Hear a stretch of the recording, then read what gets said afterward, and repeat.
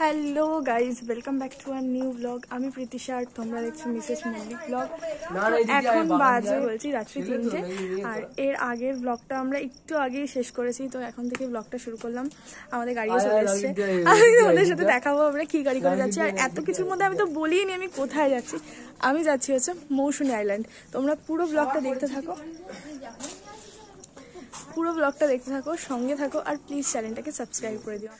তো আমরা যেহেতু অনেকজন ছিলাম, তো একসাথে কিভাবে যাওয়া যায়, আমাদের বাড়ি ছিল হাওড়া লিলুয়া, আর এখান থেকে কোনো সকালবেলা ট্রেনও অ্যাভেলেবেল ছিল না, বাসেরও ভরসা রাত্রি 3টের সময় কি করব, তাই আমরা একটা ছোটো হাতি বুক করে নিয়েছিলাম যাতে সবাই মিলে একসাথে হই হই করতে করতে যাওয়া যায়। তো আমরা 3:30 সময় বেরোনোর কথা ছিল, সবাই একসাথে বেরোতে 3:30 বেজে গেছে, আর 4টের মধ্যে আমরা পৌঁছেও গেছি শিয়ালদা। এরপর শিয়ালদা থেকে নামখানা লোকালে উঠে পড়েছি, আর উঠে বসেও পড়েছি। তখন বাজে হচ্ছে 4:30।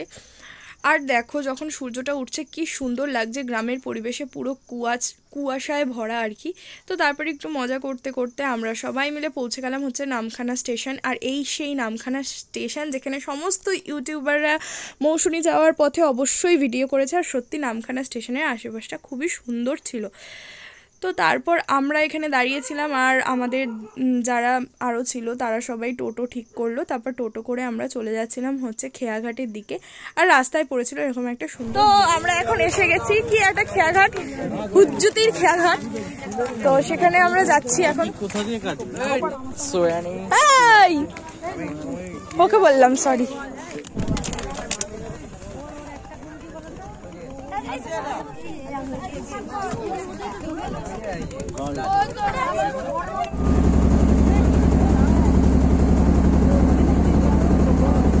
এইখানে জলের রংটা এতটাই সুন্দর ছিল, আর নদীর জলটা এতটাই সুন্দর ছিল, তাই আমি বেশ কিছু ভিডিও করে নিলাম। তো তারপরে নৌকা থেকে নেমে আবার টোটো ধরলাম, টোটো করে যাচ্ছি, রাস্তা শেষ হচ্ছে না। আমিও ভাবছি কোথায় চলে এলাম। তারপরে নেমে পড়লাম হচ্ছে আমাদের ক্যাম্পের সামনে, আর আমরা ঢুকেও গেলাম। এরপর সমস্ত ফর্মালিটি করে দেখা হচ্ছে পরের ব্লগে।